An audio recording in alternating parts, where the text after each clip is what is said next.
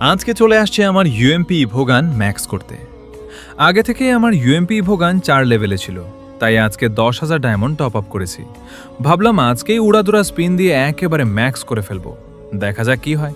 সবাই আমার সাথেই থাকো আর ভিডিওটা শেষ পর্যন্ত দেখো, কারণ আমি দেখাবো কিভাবে তুলনামূলক কম ডায়মন্ডে ইভোগান ম্যাক্স করার চেষ্টা করা যায়। হয়তো এই টিপস তোমাদেরও কাজে লাগবে। তো শুরু করে দিলাম স্পিন।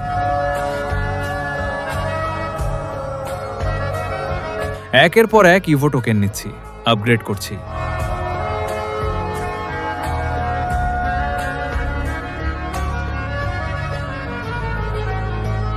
ওহ নো, 10,000 ডায়মন্ড শেষ। তবুও আমার ইউএমপি ইভোগান ম্যাক্স হলো না। এখন যেহেতু আগের মতো ফাস্ট টোকেন নেই, তাই অনেক বেশি ডায়মন্ড লাগছে। যাই হোক, হাল ছাড়িনি। আবার 5,000 ডায়মন্ড টপ আপ করলাম। এবার দেখি এই 5,000 ডায়মন্ডে কি অবশেষে ম্যাক্স করতে পারি।